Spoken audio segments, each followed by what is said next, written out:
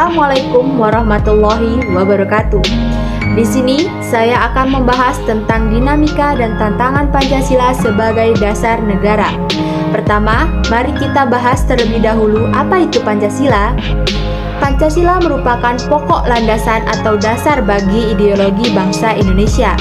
Jadi, apapun nilai yang terkandung di dalam Pancasila harus dijadikan dasar untuk hidup bernegara dan berbangsa di negara Indonesia. Nama Pancasila berasal dari bahasa Sanskerta yang memiliki dua makna kata. Yang pertama yaitu panca yang artinya lima, dan yang kedua yaitu sila yang artinya azas. Berarti ada 5 azas yang harus kita patuhi dalam berhidupan, berbangsa, dan bernegara. Makna Pancasila di dalam sebuah dasar negara adalah sebuah dasar atau menjadi landasan, fondasi utama, titik acuan bangsa Indonesia dalam mengatur bangsa. Dengan begitu dapat disimpulkan penting untuk bangsa Indonesia mengatur unsur-unsur dalam kehidupan berbangsa dan bernegara yang berlandaskan Pancasila. Selain itu, Pancasila juga memiliki arti sebagai ideologi negara yang bermakna menjadikan Pancasila sebagai cita-cita, juga visi atau satu tujuan. Hal ini berlaku tentunya untuk pemerintah, untuk rakyat, dan seluruh warga Indonesia. Baiklah, pembahasan selanjutnya tentang dinamika dan tantangan Pancasila sebagai dasar negara Indonesia. Pancasila terus mengalami pasang surut sejak awal kemerdekaan hingga saat ini. Hal demikian itu ditandai dalam berbagai orde. Nah, apa saja?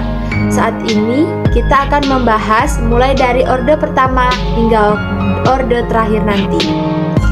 Nah, yang pertama yaitu Orde Lama atau biasa disebut masa pencarian bentuk penerapan Pancasila, terutama dalam sistem kenegaraan.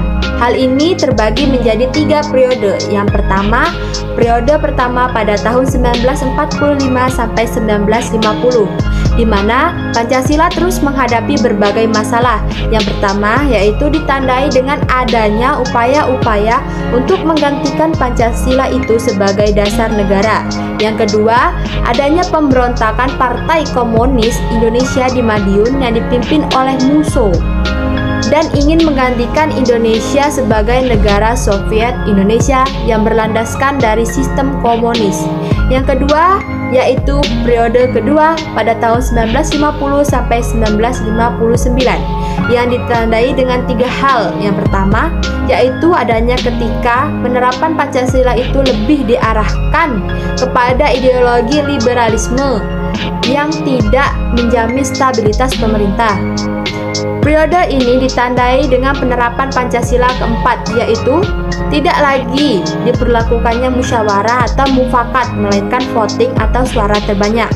Kedua yaitu munculnya Republik Maluku Selatan atau yang disebut dengan RMS.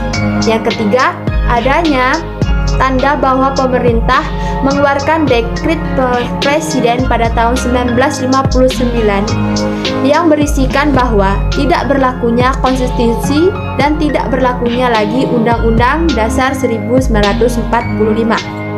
Selanjutnya yaitu periode ketiga, yaitu pada tahun 1959 sampai 1966.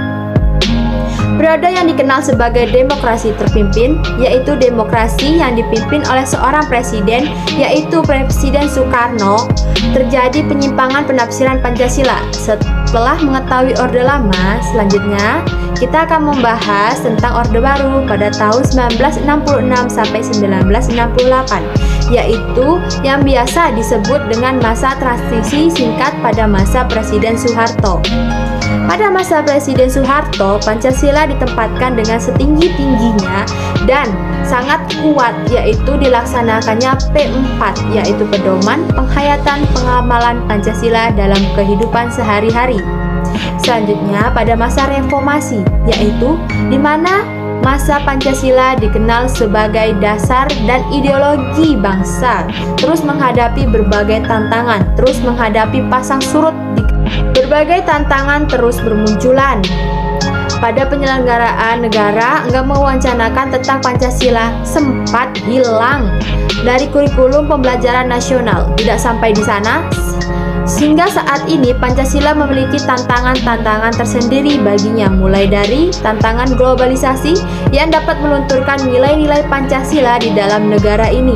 Dan yang kedua, yaitu adanya terorisme, sehingga dapat membuat adanya ancaman terhadap kesatuan bangsa. Yang ketiga, yaitu adanya narkoba yang dapat merusak masa depan generasi bangsa Indonesia. Adapun pesan dari saya, kita sebagai warga negara Indonesia harus menjadikan Pancasila sebagai pedoman dalam kehidupan agar kita dapat mengatasi tantangan yang ada agar Indonesia maju berlandaskan nilai-nilai Pancasila. Sekian pemaparan materi dari saya. Wassalamualaikum warahmatullahi wabarakatuh.